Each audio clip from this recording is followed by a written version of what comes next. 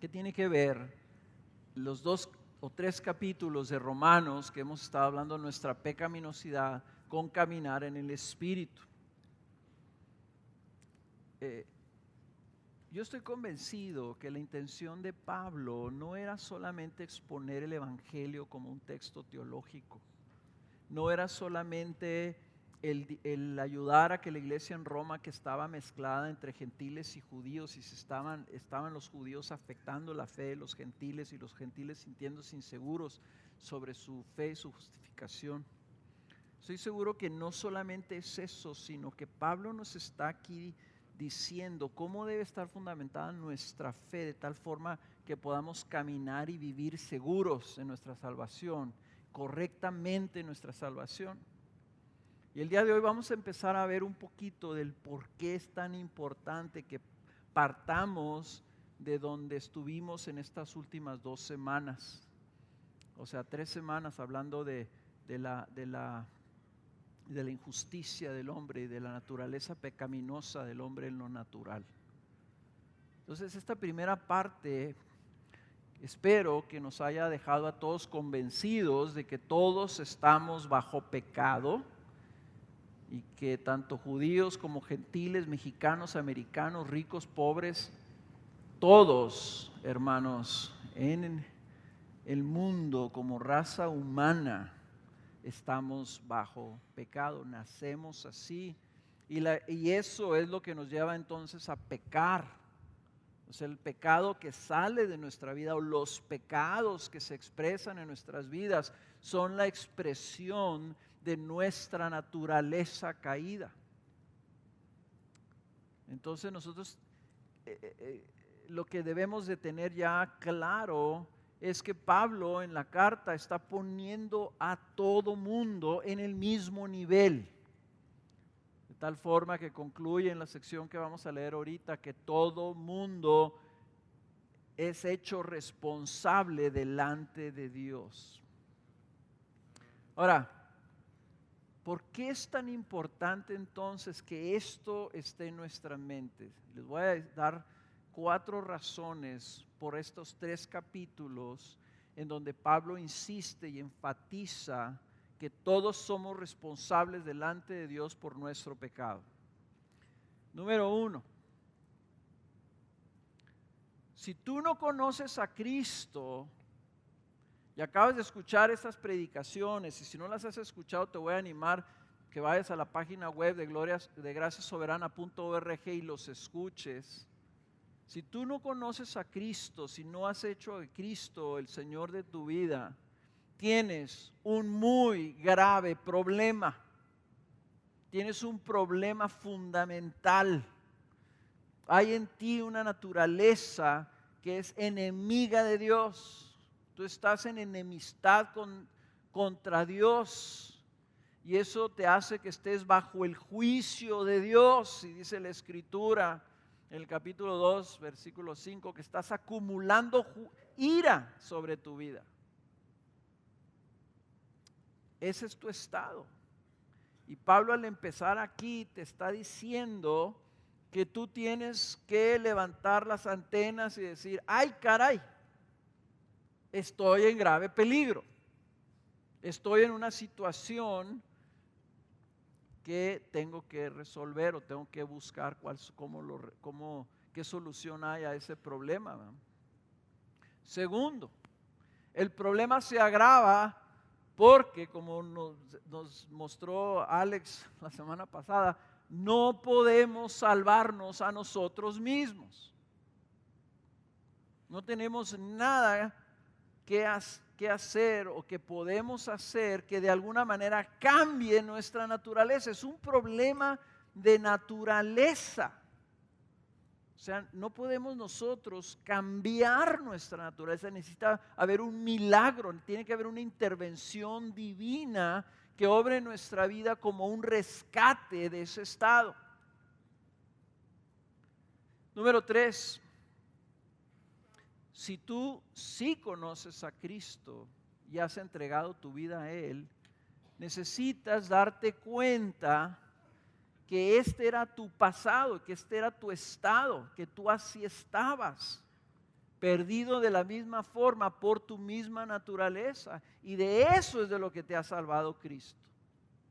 ¿Y por qué es importante? Porque no es poca cosa que Dios haya tenido misericordia de ti.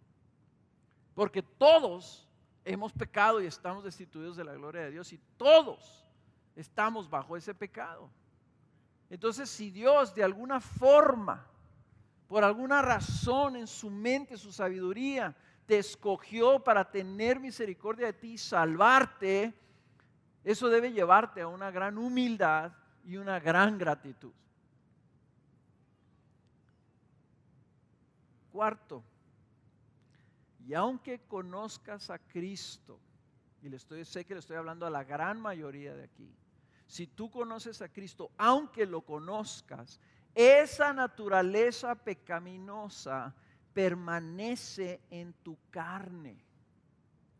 O sea, cuando Cristo te salvó, no te la quitó, te puso algo más, pero se quedó esa naturaleza y es importantísimo que la identifiques para que luego te des cuenta que tú vas a estar en una lucha por el resto de tus días. Y que caminar en el Espíritu significa que tú caminas identificando esa naturaleza y resistiendo esa naturaleza para vivir conforme al Espíritu.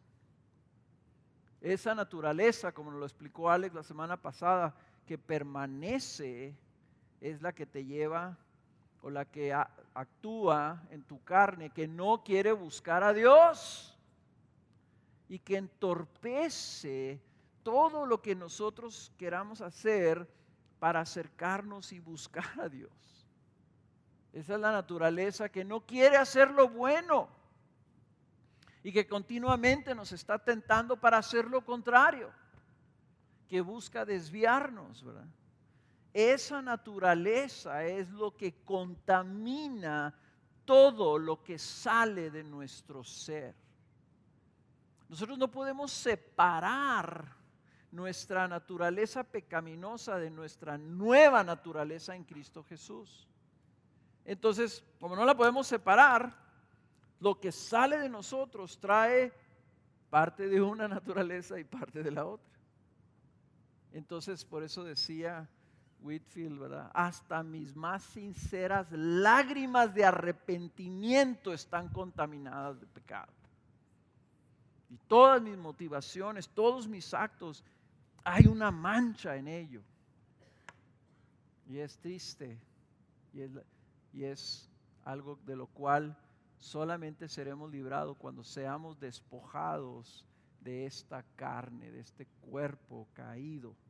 El día que seamos revestidos con un cuerpo nuevo. Entonces, todo esto que hemos estado escuchando, estos tres últimos mensajes como introducción, es para señalar que tenemos una naturaleza humana radicalmente corrupta. Radicalmente quiere decir que está corrupta de raíz. Es como una hierba que está ahí, que tú le puedes cortarlo de arriba, pero va a seguir la hierba mala produciendo hierba. Todo nuestro ser está contaminado por el pecado. La buena noticia es que tenemos algo más, tenemos alguien más en nuestra vida. Y entonces ahí empieza el caminar en el Espíritu, ¿ven? Empieza sabiendo en qué terreno estás pisando. Y el terreno que estás pisando es un terreno en donde hay pecado en nuestra naturaleza. Y nosotros para caminar en el Espíritu tenemos que caminar con esa carga, con esa conciencia. Sería muy fácil caminar en el Espíritu si no tuviéramos la carne. No tendría chiste. Pero para caminar en el Espíritu tenemos que darnos cuenta de esto. Entonces, hermanos,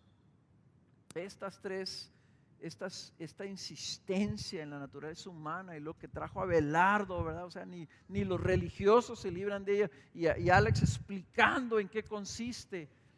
Es su naturaleza pecaminosa, que tenemos todos. La única diferencia es que el cristiano también tiene el Espíritu Santo. Y el que no es cristiano no tiene el Espíritu.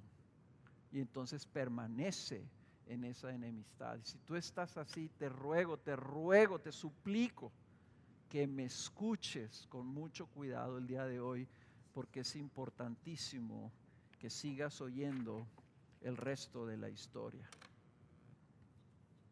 Que vamos a continuar.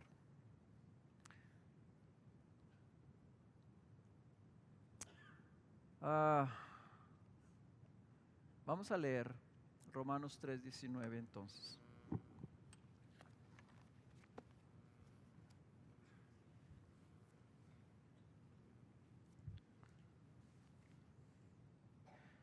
Voy a adelantarme un poquito en 3:19. Sé que Alex leyó hasta el 20, pero yo voy a empezar desde el 19 para agarrar el hilo, como dicen. Dice, ahora bien, sabemos que cuanto dice la ley, lo dice a los que están bajo la ley, para que toda boca se calle y todo el mundo sea hecho responsable ante Dios. Porque por las obras de la ley, ningún ser humano será justificado delante de él. Pues por medio de la ley viene el conocimiento del pecado. Pero ahora, aparte de la ley, la justicia de Dios ha sido manifestada, atestiguada por la ley y los profetas. Es decir, la justicia de Dios por medio de la fe en Jesucristo para todos los que creen, porque no hay distinción, por cuanto todos pecaron y no alcanzan la gloria de Dios, siendo justificados gratuitamente por su gracia, por medio de la redención que es en Cristo Jesús, a quien Dios exhibió públicamente como propiciación por su sangre a través de la fe, como demostración de su justicia, porque en su tolerancia Dios pasó por alto los pecados cometidos anteriormente para demostrar en este tiempo su justicia, a fin de que Él sea justo y sea el que justifica al que tiene fe en Jesús.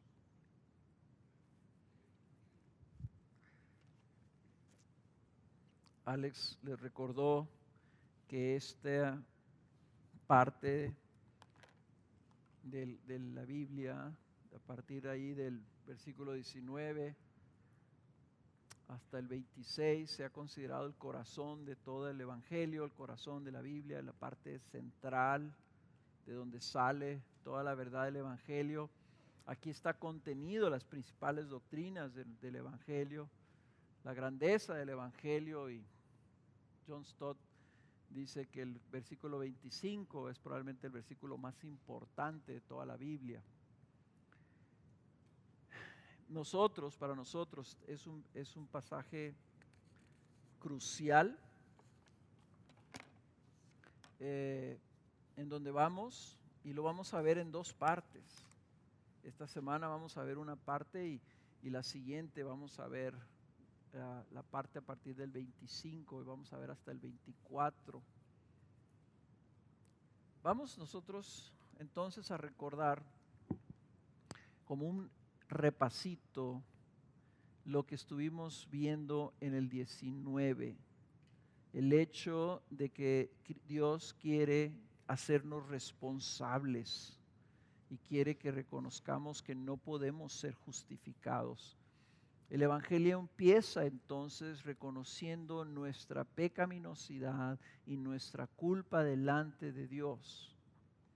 Y la imagen, ¿verdad?, de que seamos hechos responsables ante Dios y la imagen de ser justificados, empieza el apóstol Pablo aquí usando lenguaje de un juzgado, en donde estamos siendo considerados culpables, responsables de nuestro pecado y no podemos ser justificados.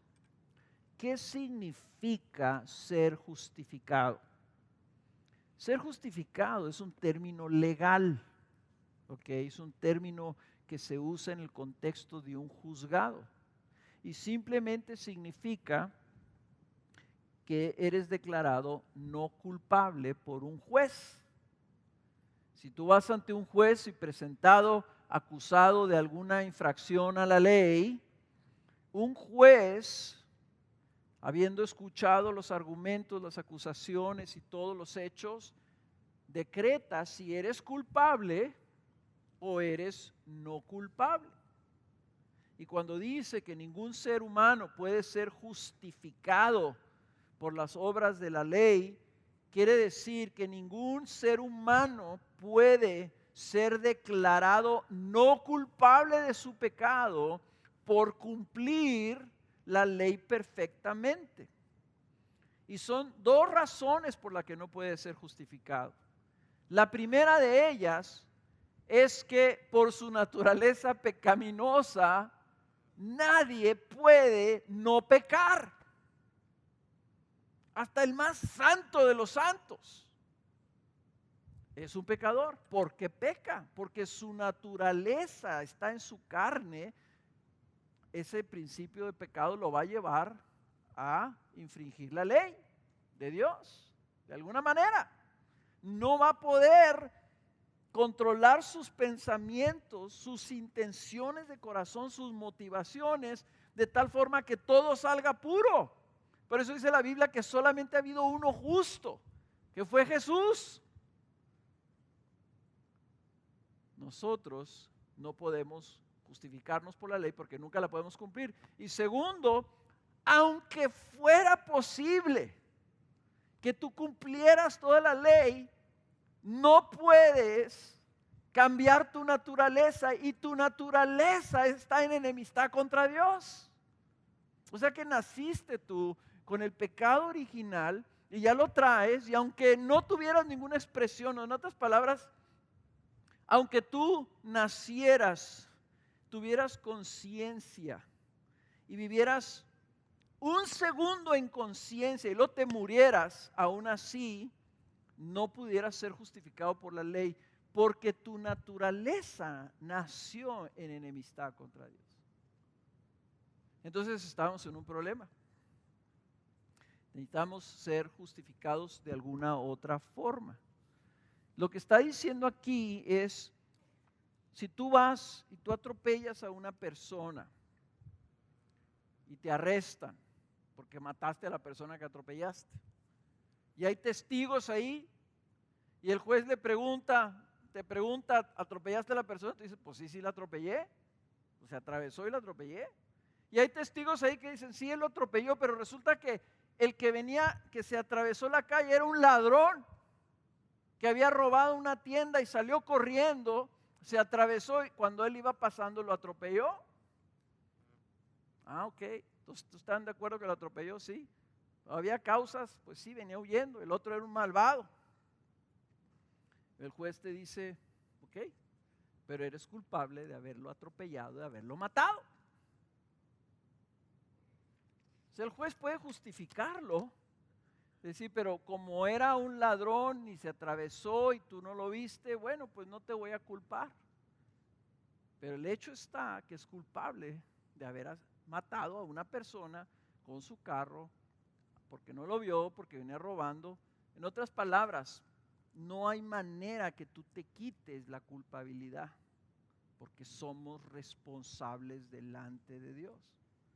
Ahora, en el versículo 21 viene una palabrita hermosísima que aparece en la Biblia en varias ocasiones y que implica la intervención divina en un caso en donde no hay esperanza.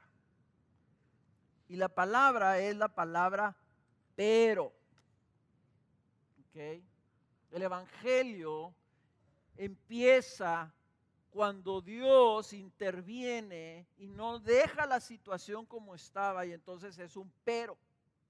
Pero, dice ahora, aparte de la ley, no por cumplir obras de la ley, la justicia de Dios ha sido manifestada, ha sido revelada, ha sido expuesta para que el mundo lo vea. Hay algo que Dios ha hecho concerniente a su justicia que quiere Él mostrar a toda la creación. Esa justicia se ha manifestado. Ahora, voy a tomarme el tiempo para estar repasando lo que a lo mejor muchos de ustedes ya conocen, pero quiero repasarlo para que todos estemos en la misma plana. ¿Qué significa? ¿Qué es la justicia de Dios? ¿Qué quiere decir cuando dice que la justicia de Dios se ha manifestado? Número uno, tres cosas. Número uno, la justicia de Dios es el carácter de Dios que lo hace recto y justo. O sea, Dios es perfectamente recto. Él nunca viola la ley. Es completamente justo. Él hace solamente lo que es absolutamente correcto. Esa es su justicia. Es algo que lo tiene. Él es perfectamente justo. Justo significa que es correcto, que es recto, que es virtuoso. Número dos, una persona lo puso así: Dios es un ser perfecto que es totalmente como debe ser. Nosotros, y tú dices, tú estás haciendo todo lo que tú debes ser. Y la verdad de las cosas, todos decimos, no, pues yo sé que me falta esto, me falta aquello. A Dios no le falta nada. Él es exactamente y perfectamente como debe ser. Número dos, la justicia de Dios también es aquello que Dios determina que deben ser aquellos para que les sean aceptables. ¿Qué deben ser los seres humanos para que puedan ser aceptables a Dios? Lo que Él determina, su ley, sus valores, sus principios. Él dice, el hombre tiene que ser así. Yo acepto al hombre que sea así. Esa es la justicia de Dios, es lo que Él está decretando para su creación, que así debe ser. Esa es parte también de la justicia de Dios. Y tercero, en este contexto, tanto aquí como el versículo 25 y adelante, la justicia de Dios tiene que ver con hacer justos. En otras palabras, justificar a aquellos que no cumplen con su justicia. Entonces lo que está manifestando Dios aquí, que en su justicia, Dios lo que está haciendo es hacer justos, está justificando a aquellos que no cumplen con esa rectitud, con esos ser correctos como Él lo determina. O sea, que la justicia de Dios incluye su manera justa de obrar para transformar a los pecadores, haciéndolos justos y aceptables a Él en su justicia. Ustedes están diciendo, qué reburujadero de palabras, ¿no? Entonces lo vamos a estar viendo. No sé si me entienden. O sea, la justicia de Dios es lo que Él es en Él. La justicia de Dios es lo que Él determina que los hombres deben ser. Pero la justicia de Dios también es lo que Él hace. Él hace justicia al tomar los pecadores y hacerlos de tal forma que son aceptables a Él. Eso es lo que está hablando aquí cuando dice, la justicia de Dios se ha manifestado. O sea, Dios obró algo muy justo, muy tremendo, muy correcto.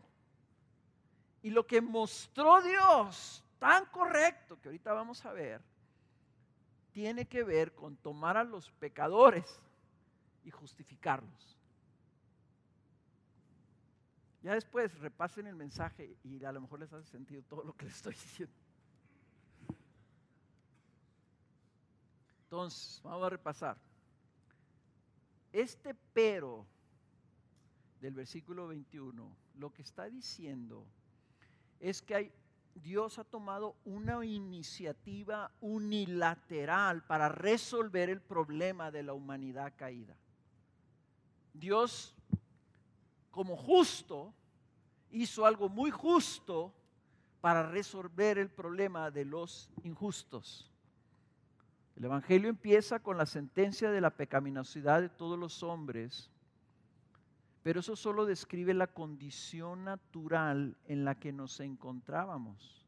Las buenas noticias empiezan con el pero, que nos está revelando aquí que Dios desde el principio del mundo, desde antes, dice aquí, ¿verdad? Dice que Él, dice desde que ha sido atestiguada por la ley y los profetas, toda la Biblia, todos los profetas, la ley, todo está apuntando hacia esto que Dios iba a hacer. Que desde un principio Dios había planeado una redención, un rescate para corregir lo que se había corrompido en injusticia. Entonces esa justicia de Dios se está manifestando. ¿Qué nos está manifestando hasta ahorita? Pero está manifestando que Dios, al obrar esta justicia sin la justificación por las obras de la ley, nos está diciendo que Dios está obrando por su propia voluntad, que está tomando una iniciativa de gran valor para el perdido, que Él está metiéndose en el pero Dios, Él está haciendo algo que siempre ha planeado hacer. Que en la Biblia se habla de esto desde los profetas, es el mensaje de toda la Biblia anunciado desde Génesis, predicho por Isaías y los profetas y confirmado por los siglos. Es una justicia, como vamos a ver adelante en el versículo 22, es decir, dice el versículo 22, la justicia de Dios por medio de la fe en Jesucristo. Esa justicia está centrada en la persona de su Hijo Jesucristo. Jesucristo es la justicia de Dios. Jesucristo es el Evangelio. O sea, lo que Dios está anunciando, el pero es, pero ese pecador puede ser justificado por medio de Jesucristo. Y si la justicia de Dios se está manifestando ¿en quién? En Jesús. Está enfocada en Jesús.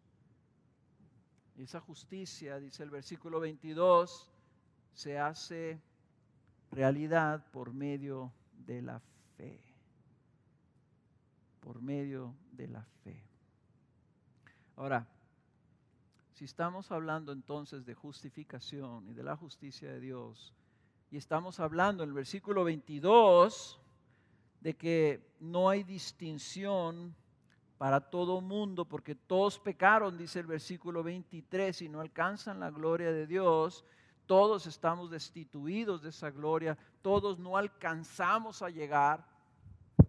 El pecado tiene varias descripciones y una de las descripciones del pecado es la transgresión de la ley, el romper la ley, el violar la ley de Dios. Pero otra definición del pecado es que erramos la marca. No le damos, no llegamos nunca a donde tenemos que llegar. No le damos el alto, no le damos el ancho. Y eso es lo que está hablando aquí. Todos estamos destituidos. No alcanzamos nunca a llegar a la gloria de Dios. ¿Por qué es importante esto? Porque Él quiere que no haya distinción entre las personas. Tú puedes estar aquí y puedes ser un asesino. Puedes ser una prostituta. Es más, te voy a decir, puedes ser un violador de niños. Puedes ser un hombre perverso.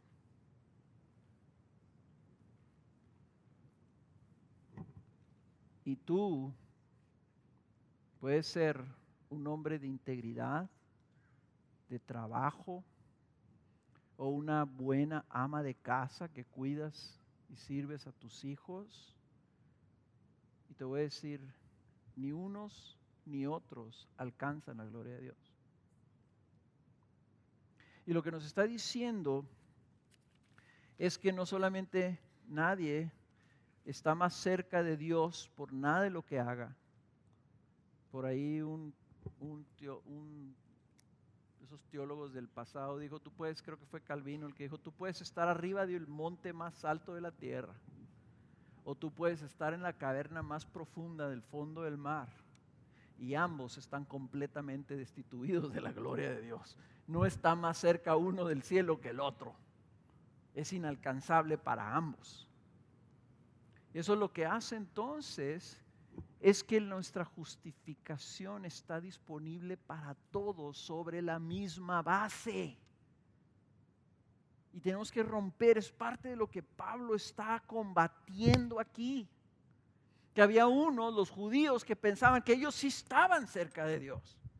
Que la salvación que habían recibido por Cristo Jesús había sido pues lo que les faltaba a lo mejor, ¿verdad? Un pedacito. Yo casi, como nos dijo una vez a Abelardo, le dijo un hombre, ¿verdad? Yo casi estoy ahí. Casi soy bueno. Casi soy justo. Entonces me falta cualquier cosita. Algunos dicen yo estoy completamente perdido. Y creo que tiene más esperanza, al menos Pablo aquí lo implica, tiene más esperanza el que se sabe completamente perdido que el que piensa que casi ya llegó al cielo. Nosotros necesitamos ser hechos responsables. ¿Por qué? Porque todos somos justificados sobre las mismas bases. Y yo fui justificado por la misma base que fue justificado el apóstol Pablo, y fue justificado un asesino, o es justificado un violador de niños. En otras palabras, todos necesitamos ser hechos justos por medio solamente de la fe en Jesucristo. Entonces, esa base es solamente la fe en Jesucristo. ¿Qué significa, otra vez repitiendo? ¿Qué significa la fe en Jesucristo? Déjenme decirles esto otro que no quiero que se me pase. Aplicándonos a nosotros. Tal vez tú digas, no, sí, esos judíos, qué tremendos. Esos judíos autojustos y que se daban palmaditas en la espalda pensando que ellos sí cumplían la ley. El problema, hermanos, para nosotros que tenemos que recordar es que estamos sobre la misma base todos. El hecho que tú hayas recibido la salvación en Cristo Jesús y hayas recibido el perdón de tus pecados y hayas tenido misericordia de Dios sobre tu vida, no te hace mejor que el peor de los pecadores. Fuera de la gracia de Dios, estaría al revés. El otro, el peor de los pecadores, estaría aquí adentro y tú estarías allá afuera. Eso nunca se nos debe olvidar. Y Pablo no nos quiere dejar que se nos olvide. Estamos todos en el mismo barco y en el mismo problema. Y si somos salvos es por la misericordia. Lo que nos une es nuestra propia pecaminosidad. Y una de las cosas que lamento tanto yo del internet, de los comentarios de tantas personas que han encontrado a Cristo Jesús, que esto se les olvida tan rápido y se vuelven entonces jueces y críticos de todos los demás. Este está mal, aquel también está mal, aquel está mal. ¿Y tú cómo estabas, viejo? Estabas perdido, condenado al infierno, y Dios tuvo misericordia de ti. ¿Qué te hace a ti diferente de los otros? Nada, excepto la misericordia de Dios. Se nos olvida la gracia de Dios, que es lo que vamos a ver más adelante, pero no me adelanto pues. El medio para ser hechos justos, dice el Señor aquí, es la fe. Dice, por medio de la fe en Jesucristo. El medio para ser hechos justos es la fe en Jesucristo. Todos es solo por fe. ¿Qué es la fe? Fe es confiar en algo que no ves, pero tienes la certeza que es verdad. Es confiar en una promesa de tal forma que actúa sobre esa base. Fe es el niño que su mamá le dice: mi hijo, cuando tú salgas de la escuela, quiero que te vayas y te pares ahí en ese poste y me esperes, aunque me tarde, porque te prometo que pase lo que pase, llueve, truene o lo que sea, yo voy a pasar por ti. Y está ese niño ahí parado en ese poste y pasan otros.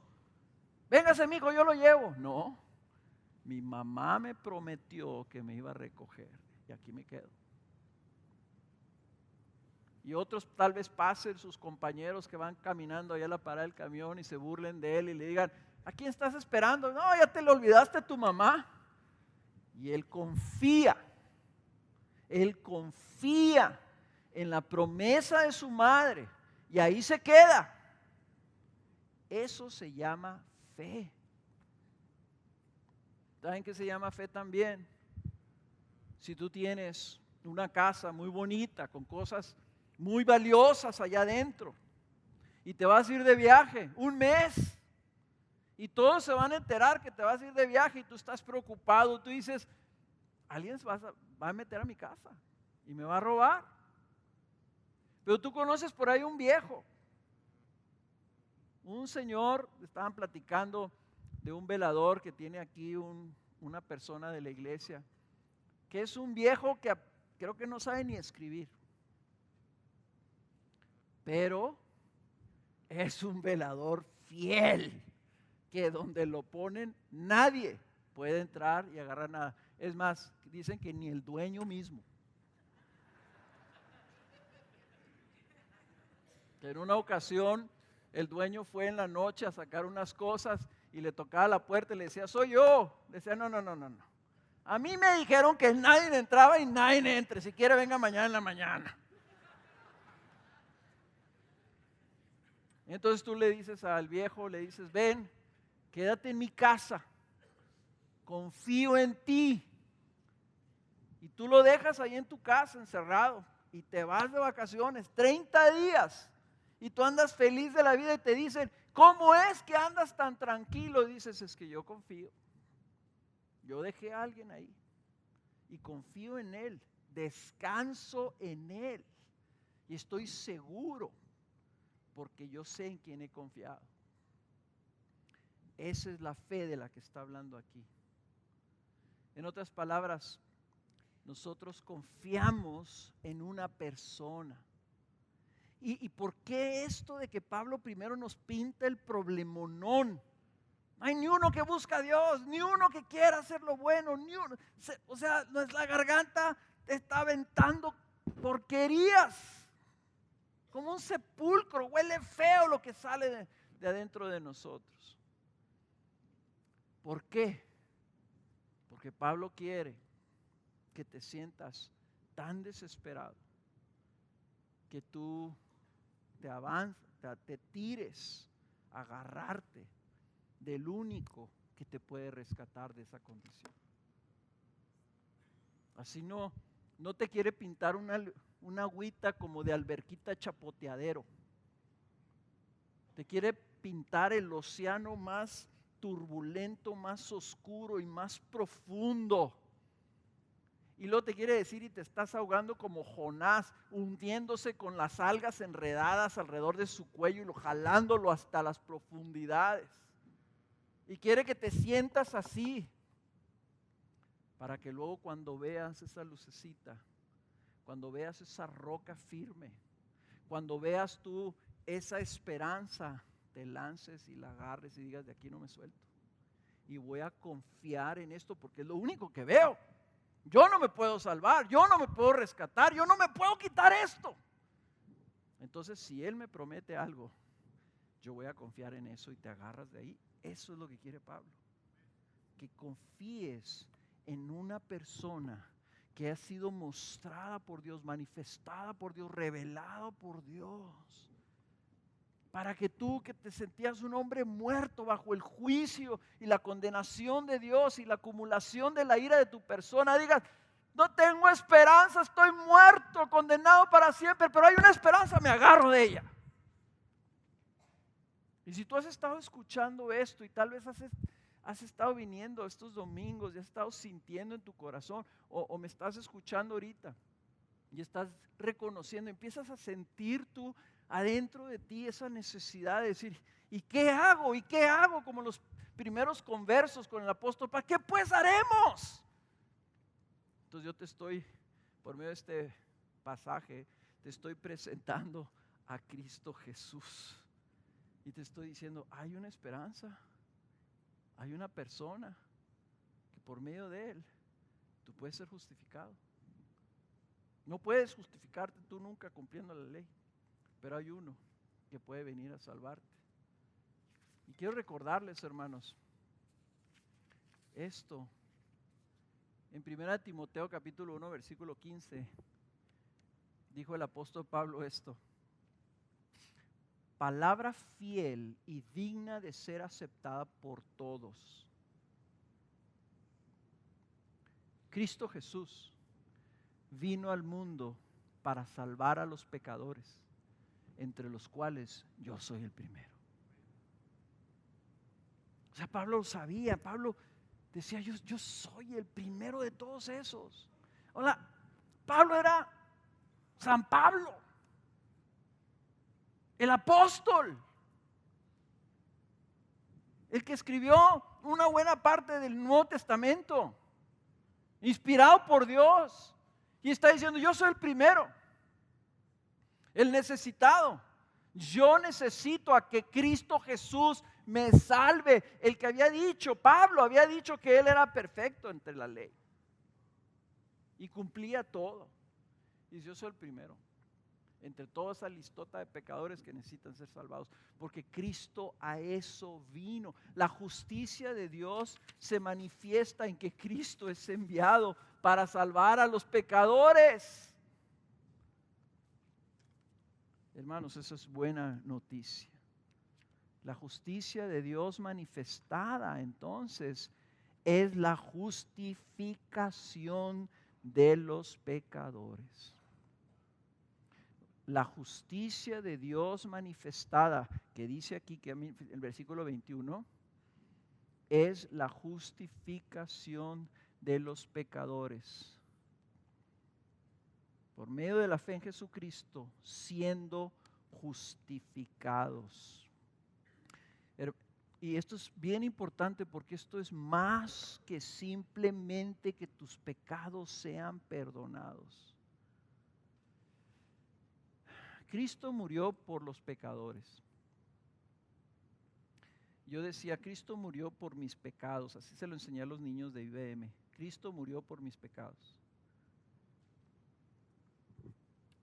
Yo lo cambiaría ahora a decir: Cristo murió por mi pecado. Cristo murió por mi pecado. Cristo murió por los pecadores. Eso significa, hermanos, que no solamente murió para pagar mis pecados. ¿Por qué es importante? Porque yo muchas veces oro y estoy orando y le digo: Señor, gracias por el perdón de mis pecados. Pero la justificación se me olvida. Porque la justificación es mucho más que el perdón de los pecados. El perdón de los pecados es un aspecto negativo de la justificación. El perdón de los pecados es simplemente que no recibes lo que mereces. En otras palabras, pecaste, ok, te perdonan los pecados y no recibes lo que mereces. Pero el problema es la aceptación de Dios. El problema es que eso no cambia tu naturaleza. El problema es que eso no te hace justo. Nomás te perdonan los pecados. La justificación es mucho más, porque lo que estamos viendo aquí en estos capítulos es que estamos bajo pecado. Es que no somos justos. Que hay un problema radical en nuestro estado natural. No solamente en las continuas expresiones de ese estado natural. El problema es que nosotros somos hierba mala en lo natural. Y por más que cortemos y cortemos y cortemos lo de arriba, sigue estando esa raíz ahí. Entonces, la justificación tiene que ver con la concesión. Noten esto. La justificación tiene que ver con la concesión de un estatus diferente. Un estatus, es algo que se te da, que te hace ahora aceptable, de tal forma que el Dios justo, perfectamente justo, el que escribió la ley, te hace tan aceptable que ese Dios justo te da la bienvenida a su presencia y te acepta en amor. O sea, hay un cambio aquí.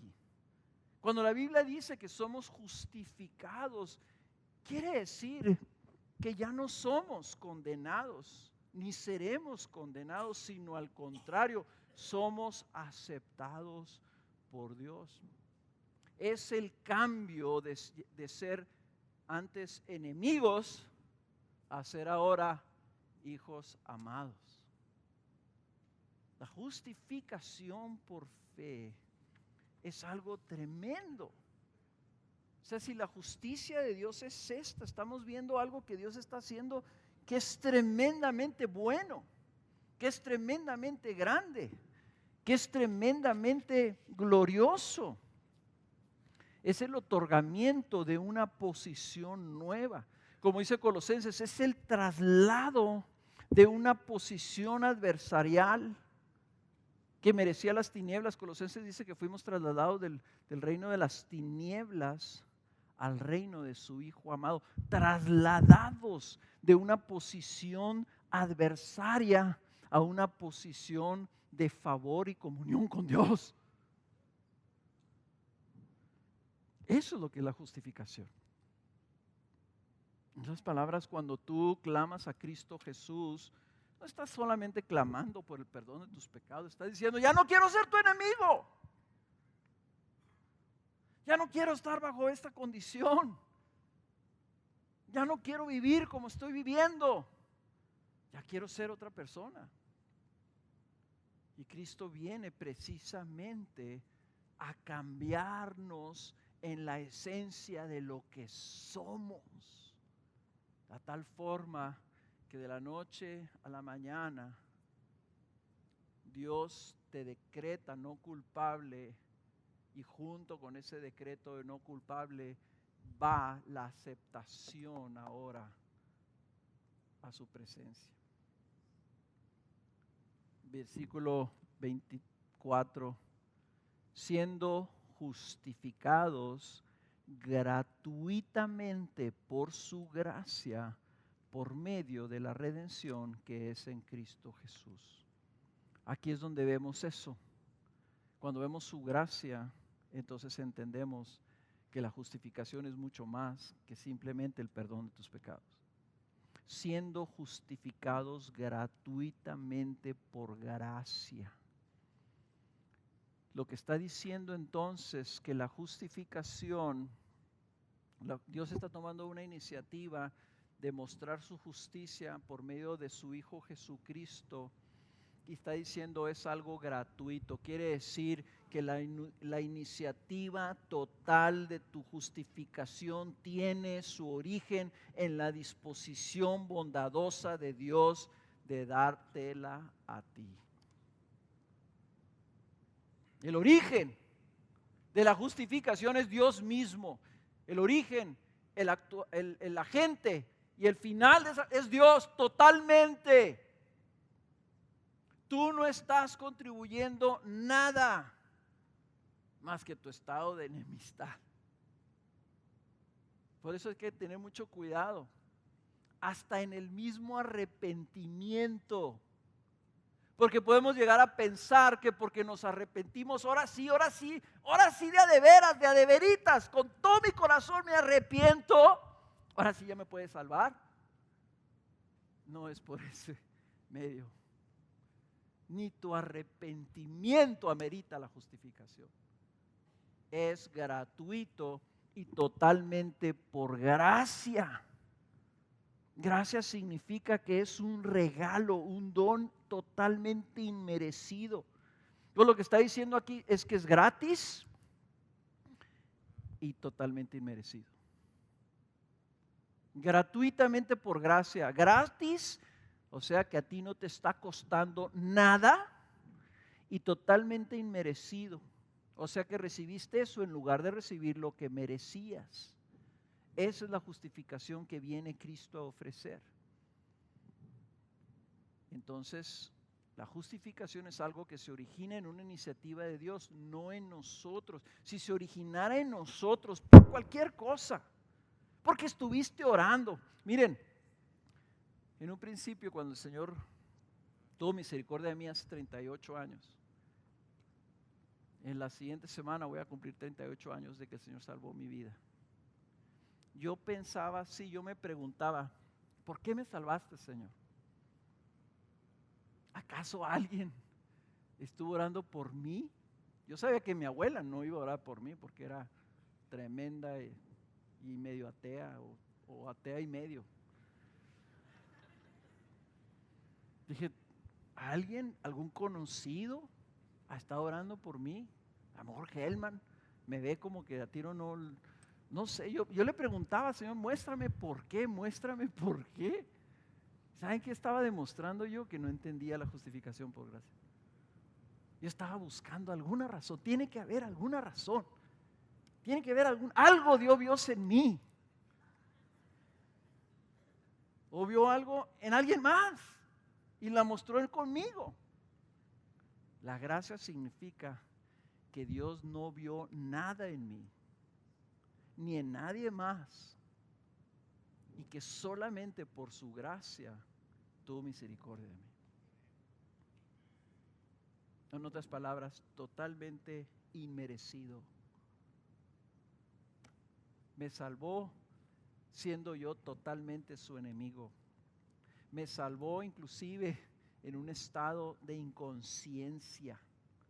Yo ni sabía que era pecador y a qué grado era pecador. O sea, la gracia de Dios, hermanos, es una cosa increíble.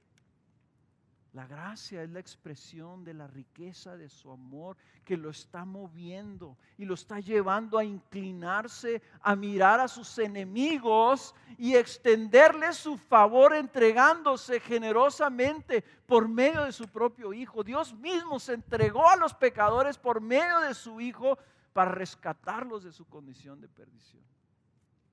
Eso es la gracia. Vean, y les voy a leer. Si quieren, véanlo acá arriba para que no se distraigan. Sí, esto es un pasaje que todos debemos conocer. Efesios capítulo 2, versículo 4. Después de que en el 1, 2 y 3 escribe Pablo otra vez, estábamos perdidos, muertos en nuestros delitos y pecados, siguiendo nuestras pasiones, siguiendo al espíritu que gobierna el mundo. Y luego empieza otra vez en el 2:4, hay otro de estos peros. Pero Dios, que es rico en misericordia, por causa del gran amor con que nos amó, aun cuando estábamos muertos en nuestros delitos, nos dio vida juntamente con Cristo. Y luego está entre paréntesis, por cierto, entonces, por gracia habéis sido salvados. Y con Él nos resucitó y con Él nos sentó en los lugares celestiales en Cristo Jesús, a fin de poder mostrar en los siglos venideros las sobreabundantes riquezas de su gracia por su bondad para con nosotros en Cristo Jesús. Porque por gracia habéis sido salvados por medio de la fe, y esto de no de vosotros, sino que es don de Dios. Si hubiera, es como si tú le das un regalo a tu esposa. Y esto no sé si les ha pasado, a mí me ha pasado. No más que al revés, cuando ella me da un regalo a mí. Pero tú le vas a dar un regalo a tu esposa, le traes un regalito porque la amas. Y entonces tu esposa lo ve, lo recibe, lo abre, se sorprende y dice, ¿y esto por qué? Y te dice esta frasecita, pues ¿qué hice? A veces dicen, pues ¿qué hiciste? Pero si te dice, ¿qué hice? Si tú le dijeras, no, lo que pasa es que la comida de ayer estuvo tan deliciosa que pensé que debía de traerte este regalo. Entonces es compensatorio. Ahora imagínate que tú te has portado bien mal con tu esposo. No lo digo por experiencia propia ni nada, es un ejemplo. Quiero que pienses y te imagines, tú te has portado bien mal. O sea, has sido una esposa así de esas amargadas cachas.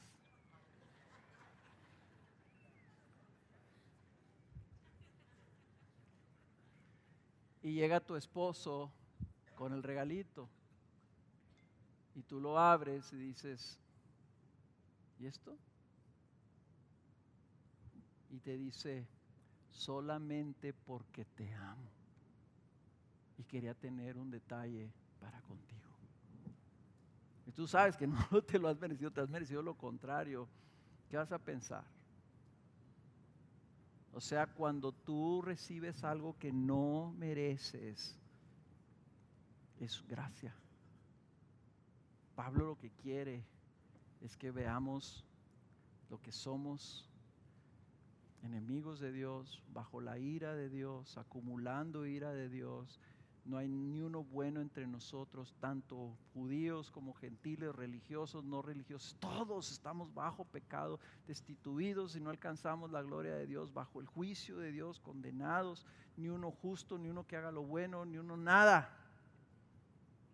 Y Dios te está diciendo, pues mira yo lo que yo te estoy mostrando, mira lo que te quiero regalar. A mi hijo.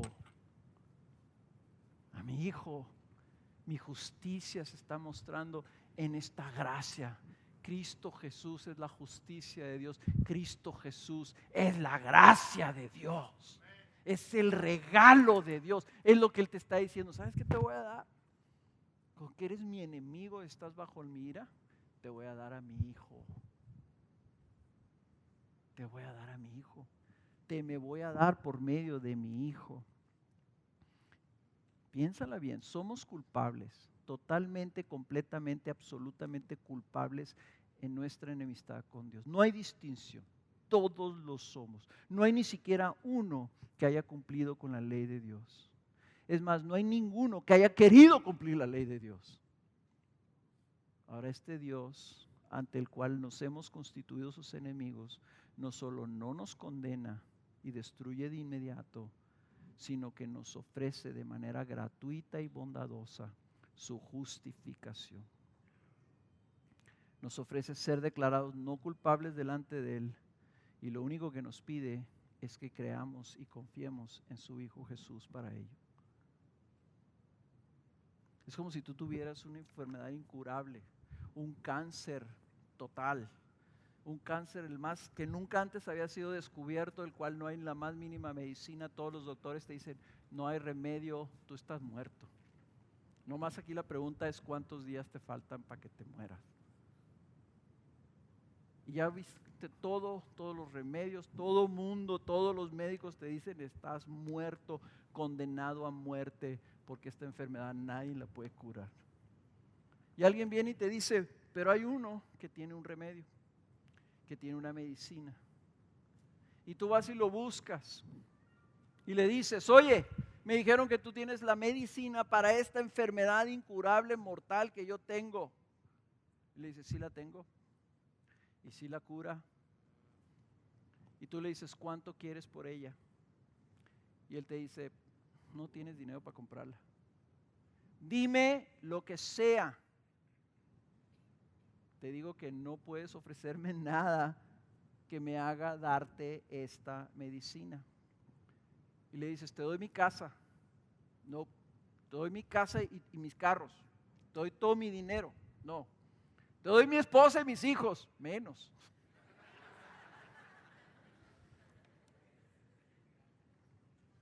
Nada. Y tú le dices, ¿por qué no me la puedes vender? ¿Qué quieres por ella? Y él te dice, no hay nada que puedas hacer o que me puedas dar para que yo te dé esta medicina, porque esta medicina es completamente gratis. Gratis. Y entonces, si es gratis, ¿cuál es la única forma que la puedo obtener? Nomás pídemela. Y yo se la doy a aquellos que confíen en esta medicina. Yo se las doy gratis, como un obsequio de mi generosidad, como un regalo. Dices, pero ¿cómo puede ser gratis? Pues es una cosa valiosísima. Es gratis para el que se la estoy regalando. Pero a mí me costó todo para poder obtenerla. Yo tuve que dar la vida de mi hijo para poder obtener esta medicina. Es la cosa más valiosísima que nadie puede comprar, por eso he decidido regalarla. Ahora, si tú pones y cambias esa historia y pones el hecho de que esa persona que le está pidiendo la medicina es su enemigo, imagínate lo que Dios ha hecho por nosotros. Es tan increíble, es tan sobrenatural, es tan asombroso que no lo creemos. Porque no es natural creer en eso. Es tan de otro mundo que nosotros en este mundo no lo podemos creer. Y decimos, pero ¿cómo tan fácil? No hay nada gratis, decimos. ¿Algo querrá Dios? Y entonces lo que pasamos nuestra vida la recibimos, pero siempre como con sospecha y siempre con temor de que nos lo vaya a quitar, o que de alguna manera ya no lo dio, pues ahora, ¿verdad? Como los judíos, estos judíos de Roma, eran cristianos. Pablo aquí lo afirma, que ellos también habían confiado en Cristo Jesús. Entonces ellos dijeron, sí, ok, acepto, fue gratis, pero ahora tenemos que cumplir toda esta ley a la perfección, porque si no, nos la van a quitar. Y nosotros no somos judíos, pero también decimos ese tipo de cosas. Y no, pues tú tienes que portar bien. Pues ya te dieron la salvación, eres un ingrato. Ahora, a ver, merécela. Gánatela. Manténla. Y ahí andamos como cristianos haciendo el esfuerzo y nos tropezamos y nuestra misma naturaleza nos tropieza y volvemos a pecar, y entonces ahora vamos y lloramos, como nos dijo una vez un joven. Yo todos los días pasaba al frente arrepentido de mis pecados llorando, y todos los domingos igual. Y yo creo que una de las razones por las que Dios nos deja la naturaleza pecaminosa es para que todas nuestras vidas, mientras estemos en esta tierra, tengamos que recurrir a su gracia. Y vamos a entrar al cielo solamente por gracia. Y dice, ¿por qué? Para que nadie se gloríe. No hay cosa más horrible que un cristiano orgulloso de su desempeño religioso. Porque habiendo recibido la salvación que no merecía por gracia, ahora se siente que sí la merece, porque después de haberla recibido ya se la ganó. Entonces es un ganársela, o sea, para atrás. En otras palabras, me la diste gratis. Y a mí me ha pasado. Me regalan algo y digo, no puede ser que esta persona me esté regalando esto. De alguna manera se lo tengo que compensar. Le voy a regalar yo otra cosa a ella, pero ya estamos a mano. O sea, para atrás. Lo recibí por gracia, pero ahora me la quiero ganar. Y entonces, Dios, ya estamos a mano, me lo diste por gracia, pero mírame, ya me gané poquito de eso, ¿no? El Señor dice, ¿cómo te atreves a menospreciar lo que yo te estoy dando pensando que la puedes comprar? Es por gracia y necesitas seguir siendo por gracia. y vamos a llegar allá solamente por su gracia. Ahora puede haber otros que están aquí y se están sintiendo que tal vez tú eres peor que el apóstol Pablo, que andaba apedreando a los cristianos, o que eres peor que David, que se acostó con la esposa de otro y luego mandó matar al otro para que no lo descubrieran que se había acostado con ella. Y estás diciendo, no, yo no tengo salvación. Dios no puede tener misericordia de mí. Y eso es precisamente por lo que Pablo está trayendo todos estos primeros 3 capítulos. Es para que tú te des cuenta que no te das cuenta. Que no es nada de lo que tú puedes haber hecho, malo o bueno. Que no depende de ti, sino de aquel que te lo está ofreciendo. Es Cristo Jesús. Y si tú eres el peor de los pecadores aquí, si tú eres el más malvado, tu única esperanza está en Cristo Jesús, igual que yo, igual que el más bueno aquí.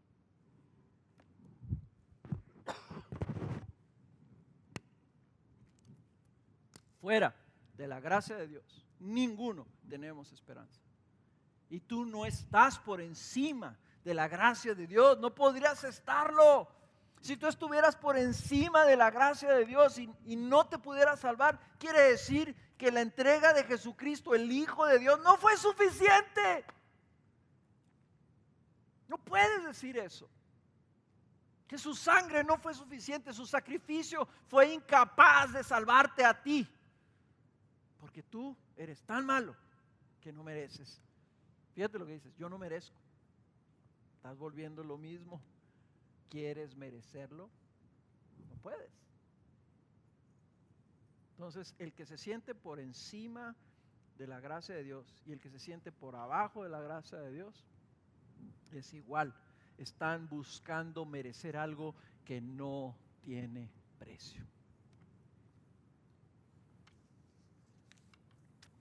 Y termino con esto, hermanos, que vamos a ver la siguiente semana. En el 24 se nos dice, se nos introduce, siendo justificados gratuitamente por su gracia, por medio de la redención que es en Cristo Jesús. ¿De qué se trata la salvación? Se trata de Cristo. Cristo vino a rescatar a los pecadores. Ese es el fundamento de la justificación. La siguiente semana vamos a ver precisamente eso. Vamos a ver el cómo. Ahora estamos viendo que hay una esperanza, que se manifestó esa justicia en la persona de Jesús, que vino a rescatar a los que estaban completamente condenados. Es un rescate, redención significa rescate, es un término de economía, que significa que tú redimes algo que estaba empeñado, por ejemplo.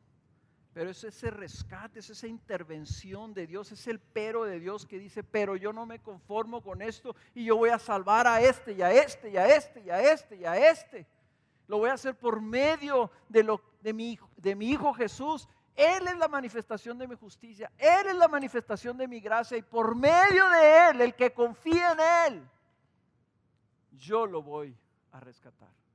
Yo lo voy a justificar. Vamos a ver cómo, por qué lo puede hacer, porque aquí está hablando de que Dios está siendo justo al hacerlo. ¿Cómo puede ser justo justificando a un pecador? Entonces el Evangelio es algo bien grande, es bien algo bien amplio. Tenemos que ver cómo y entenderlo. Bástanos el día de hoy saber que la esperanza del pecador está en Cristo. Si tú estás aquí y no estás en Cristo,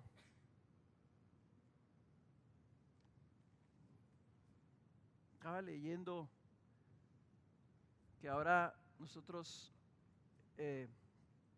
decimos, ¿verdad?, que ya no queremos referirnos como cristianos, porque cristianos hay muchos, pero verdaderos creyentes en Cristo tal vez no sean todos. Entonces, creyentes es un término bien general, cristiano también bien general. Entonces empezamos a decir, pues discípulos. Pero estaba leyendo esto en la Biblia, el término principal que se utiliza para describir a una persona creyente no es ni siquiera discípulos, es decir, que esa persona está en Cristo. En otras palabras, que ya puso toda su fe en Cristo, que ya confió en Cristo, que se entregó a Cristo y que Cristo está en él. Si tú no estás en Cristo y estás perdido en tus pecados, lo que hoy yo te quiero anunciar, suplicar es que vengas a Cristo y que clames a Él y le digas, yo estoy perdido, pero me han dicho y he escuchado el día de hoy que en ti hay una esperanza. Clama a Él y dile, yo quiero eso. En tus propias palabras, hasta donde tú entiendas, hasta donde vamos ahorita. Busca a Cristo Jesús. Él es la manifestación de la justicia de Dios y de la gracia de Dios. Porque sin Él, nunca y nadie podrá ser justificado. Permanecerá en su culpa delante de Dios.